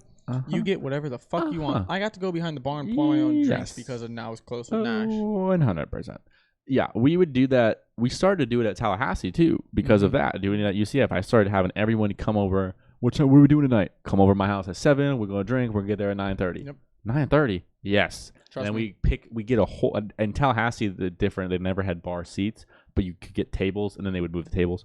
We would go get a whole table, and then just drink, Yeah, and be there at 9:30, talking with the bar. Same exact thing, but a little different because there's no bar seats, but same exact concept. Power move if you guys can do that in college. It's a game changer. And then first off, you get there when all you can drink starts. And you're and drunk it ends by at like, 11, and then it ends, and you don't need to buy more drinks. Yeah, you're already drunk. Because it ends. You get there at 10, and plus you don't have to wait for you a don't line. have to wait any line. There's no lines. You walk There's never a straight line. In. The bouncers always remember you because you're like, oh, you guys are here again. I'm like, yeah, hell yeah, I'm here. It's Tuesday. What do you think? And then you go. It's Tuesday. It's Tuesday. Are you surprised? Monday, what are you going to do? Go to the bar? That's so Ladies' funny. night. Tuesday. Oh, dude, speaking of Tuesdays, when Steph worked, Tuesdays was free beer and free shots. You never came and visited a Tuesday? Very rarely. The most I could do is Wednesday, which is still ridiculous. That would come down Wednesday to Sunday. Yeah, literally. You would stay for a whole like couple days. And I've stayed. I remember I stayed for a week once. Yeah. Yeah, you stayed with us for a week one time. That was a fun week. Yeah. Go to the beach during the week. Yeah, and the beach is only like an hour away from Orlando. But what was I fucking saying? I forgot my train of thought. Oh, Tuesdays. Me, Nick, Gio, and I all went, and Steph was working. Dude, we wouldn't even ask for shots. The first thing we got, 9 shots. Damn. Just straight away. When she saw us, she would give us like, hang on. I'm about to say, I was like, you better not put that drink down after a cheers. She would give us 5 minutes. You guys want shots? No. You're getting shots. Too bad. Here's 9. Here's more. I'm like, fuck. We made a straight up tower. I will say though, the bar we went to, I'm pretty confident their shit was like watered down. Oh, 100%. It's lib. Because I remember like one night, was it Peyton who did like 22 shots? Yeah, like that's Peyton. like impressive, but when you get to like real bars, not physically possible. No, not at all. The shots at lib, well, Steph would also make them really, really strong for us because we were friends with it. And Y bombs. Okay, if no one knows what a Y bomb is, you guys have to try it. So you take a Red Bull. You know how you shotgun a beer, you pop the little part open. You pour a little bit of the Red Bull out. Pour some alcohol, whatever you want, vodka, tequila, rum, whatever. You shotgun it. That's a Y bomb. Particularly, they're made with vodka. Correct. We would only make them with rum. Particularly, we made them with Bacardi Silver if we didn't have vodka. But that's the most we would do. I've had some people say they made it with tequila. I was told that's not good. Remember when we went camping? Z and I did it with moonshine. Did you really? Mm-hmm. Oh, the moonshine. We had 2 things of moonshine. It was ridiculous. It sucked. It was wonderful. I have videos from that. Oh, I lost them on my phone. My phone got stolen. I had a video of Ricky chopping the trees with his pants down.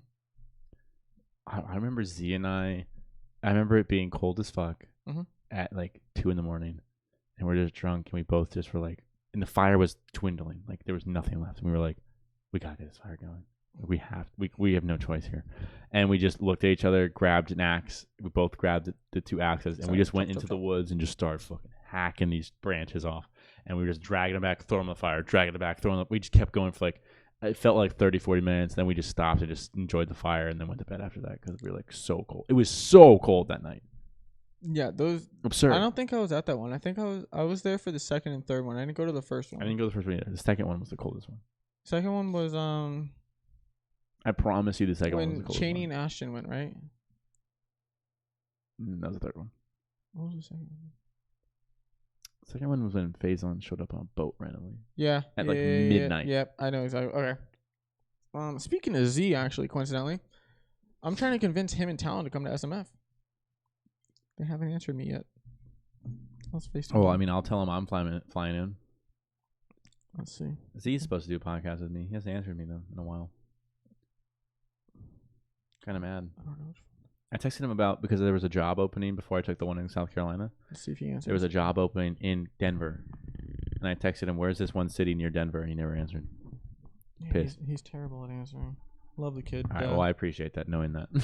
Oh, dude, I it's one of those friendships. Z and I do not talk at all. But when you get together, it's like nothing. Yeah. Like whenever I flew out to Colorado, he's not gonna fucking answer. No, it's 9 o'clock. He's probably with Haley right now. Whenever I went to Colorado, speaking of Colorado, my 21st birthday, went to Colorado. Mm-hmm. Went to this dispensary. Have you ever been? You know the dispensary, right? Mm-hmm. Amazing. They gave me top tier service. I walked in there, handed them my ID. They go, "You're from Florida?" I go, "Yeah." "You just turned 21?" "Yeah." "Fuck yeah." High five. yeah, exactly. They how it started goes. high fiving me. The owner of the place comes out and gives me a straight tour of the entire place and starts explaining everything to me, and was just the nicest person I've ever met. And he was just, "You want this? You want this?" And I was explaining. The dispensary was the coolest thing because we went to Slugtopia at Red Rocks. And he goes, the lady that was helping me, she goes, "What are you doing this weekend?" I go, "We're going on a hike. We're going to go chill on a random trail." She goes, "Okay, you're going to want this." I'm like, "Okay." I go, "We're going to Slugtopia too." She goes, "You're going to Slugtopia?" I go, "Yeah, I am." She goes, "I wish I could go. I really want to go so That's bad, nuts. but I have to work." She goes, "You're going to want these gummies. They're extended release. Take one, bring the other one just in case, and then take it." Nice. That Colorado trip, it was one of the most amazing. Wait, what the fuck, Ben? One of the coolest trips. Afterwards. One of the coolest trips I've ever been on. Nick came with me. I wish Gio came with me. Literally went out to the bar for my 21st. Next morning, flew out, went to Colorado. Nick bought his Slugtopia ticket on the plane. That's so funny. When we were going, and we went there, and it was one of my favorite trips I ever went on. Yeah. It was we went all to the one of the mountain ranges. It starts with a T. Starts with an E. Estes Park. We went to Estes Park. Walked down. Say it's the Rocky Mountains, but I know they have so many different mountains itself. Yeah, it was Estes Park. We went to one of the waterfalls, and we went back farther, smoked a joint, chilling. I've never had so much energy in my life. Our happy asses ran down the entire mountain. There's something about that in nature. It just goes very well. Booked it. We're running past families. Little kids like, "What the hell are they on?" We're like, "We're high as shit." Just took off. Just gone. And we went to one of the lakes. We literally walked an extra like 5 miles just because we were just like, whatever. Yeah, my favorite thing is lakes up in the mountain. I mean, they're just so beautiful. Something about I'm not a fan of lakes here. No. Not a fan. I mean, that's alligators. We were a little nervous about when I don't want to be near a lake. You know? No, not at all. But up there, it's beautiful to have. Like, dude, I have this on my bucket list. I was talking about this the other day. Look at this. This is beautiful. It's called Sky Pond. This is on my bucket list. I have a mountain bucket list of like is all this in the near country. Aspen? I don't know where it is, to be honest with you. But check out this. Just look at this. It's beautiful. This image. Yeah, like, that's near Red Bells. Look at that. Yeah, look up Red Bells, Colorado. I think that's the name of it. Yeah, dude, look at that. See the place. You can see the range out in the background. Places out west is a whole different world. If people have never gone to like Colorado, Wyoming, I think it's Red Bells. I'm not sure though. Colorado. But if you guys have never, I hate myself. Yeah. This is it. Wow, look at that. Phenomenal. I want to go out there, go Aspen, go all these places. What's your time frame for moving out there? Let's be real. Man, Let's get real quick. Because I have a time frame for myself. I've always wanted to move out west. I've made that known to just about everybody in my life. Yeah. I have a goal to get out there. I'm currently taking a quick detour to the Smoky Mountains, but mountains nonetheless. I almost actually did. Z and I, coincidentally, actually could have been living out there by now. And what's your time frame to go out there now? What do you think? What are you thinking? If you still want to, probably 2-3 years, maybe 2-3 years. I'm on board with that. Probably around that. Shake on that. Look I at know, that. Look, everybody sees it. We're shaking 2-3 years. We'll figure out the exact dates. I know for a fact after 2 years I'm available to do whatever. Funny enough, Nick's actually been sending me places like. So funny enough, I talked with not to get into details, but Tristan wants to so bad. I discussed with her, and she was talking about you getting a house, mm-hmm. and I'm in on that. Even if I can't move out there, I'm in on it to have a property out there. I'm in. If I can't, like, if you guys do it before I can move, like logistically move out, I have a 2-year deal. I can't leave for 2 years. I know. Well, I can't. I have to pay money. Too soon. Gio wants to. Really? I didn't think he would with his family. No, Gio and I always tell Gio, I'm like, because Gio was supposed to come with me for my 21st, that trip. He's like, no, I'm not gonna go, and he didn't go, and he regretted it, man. He regretted it. I think especially after at least recently with like the trips to parks and stuff like that, and like we did Genie. Mm-hmm. He was like talking to me about like I really am starting to like doing more outdoorsy mm-hmm. nature stuff. Because when I mentioned that I'm moving to South Carolina, you have near the mountains, yep. He was like, I want to come up and do mountain stuff. Like I want to come up and do mountains, and it's different. Mine, the Smoky Mountains aren't as tall as the Rockies, but I was mentioning to him like there's tons of trails and stuff like right around where I live that we can go do shit. And he was like, I'm in. Like I want to do more of that. I was like, come up any weekend, let's do it. Like I'm all in. The mountains are a whole different world than living in flat Florida. Yeah, it's funny. I was just talking with somebody literally today, actually at work. Someone that came in was talking about how Florida is nice. It's sunny. It has the potential to be an active state, but it's not because it's so flat. There's nothing to actually do. And we were talking like, the only thing you can really do is like you can't surf. There's no waves. You can. Yeah, some places you can. And they're not big. They're like maybe 6 to 8 feet. Which compared to California is nothing. Nothing, yeah. And then there's skimboarding, which most people don't do. And then longboarding, there's no hills or anything, so you really have to do the paddle or the pedal. And then there's boating, which you have to have money to have a boat. Yep. Generally speaking, or know someone that has a boat. Or know someone that has a boat that doesn't care. One of the two. Yeah. I mean, I've said that since day one. I mean, I could see myself living here now. I hated growing up here. Hated it. But now that I'm older, too much. Now that I'm older, I'm like, there's so much to do. But if I was to stay in Tampa, Florida, I'm buying a boat. You have to. I'm not buying a boat. Gio has the jet skis, and it opens a whole different world. There's so much more to do. Yes, there's so much more to do. Every Saturday, Sunday, you can go out on the boat. Mm-hmm. Or every day off you have, you can go on the boat. Hell yeah! I'm not. If I ever live back in Tampa, Florida, first off, let's start there. There's nowhere else in Florida I would live but Tampa. Clearwater, Tampa, yeah. I love this area now. I like I said, I used to hate it growing up. I felt like there was nothing to do.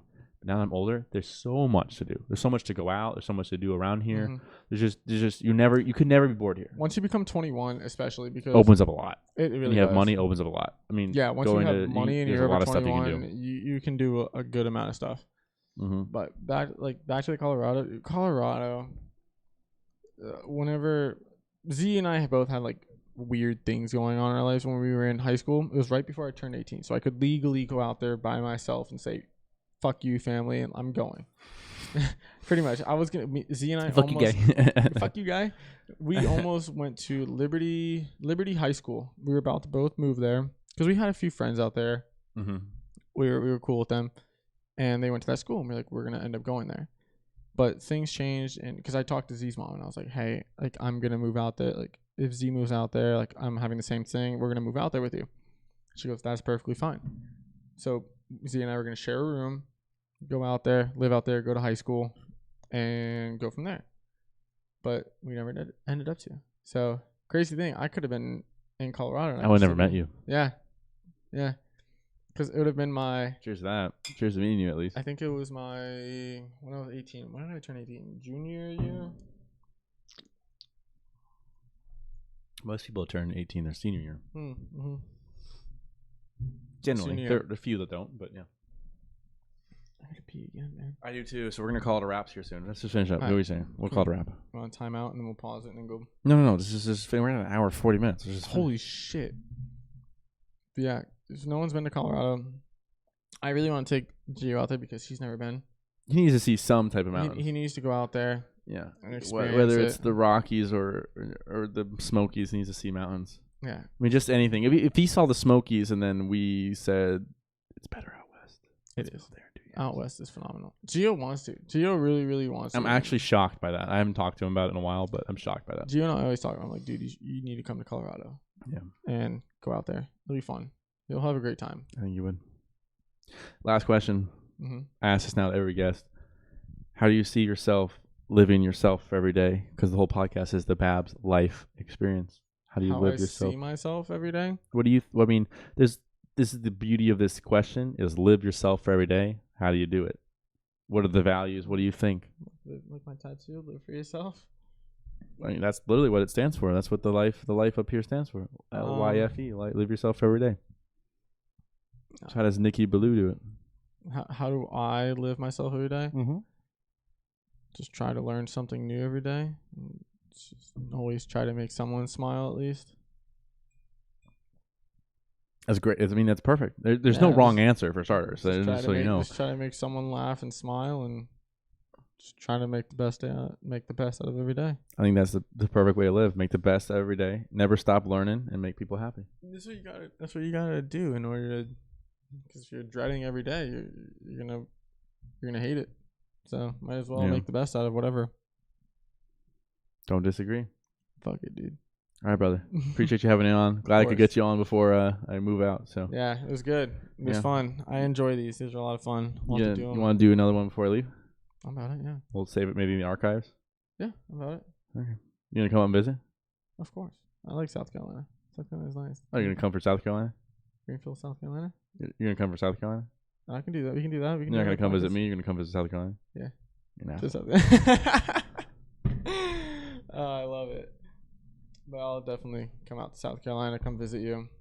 Go out. I'll probably take like a couple days off. Go out there. You don't have to take any days off. You can just come out. Well, I take off Friday and Saturday. I'd rather have like a whole little trip out of it. Go explore for a while. I mean, I'm gonna have to get settled. Then you guys come out. Oh yeah. Once you get everything figured out and shit. Yeah. All right, brother. Cheers. Good to see you. Thanks for coming on. Mm-hmm. Of course. Thank you for having me. Bye, everybody.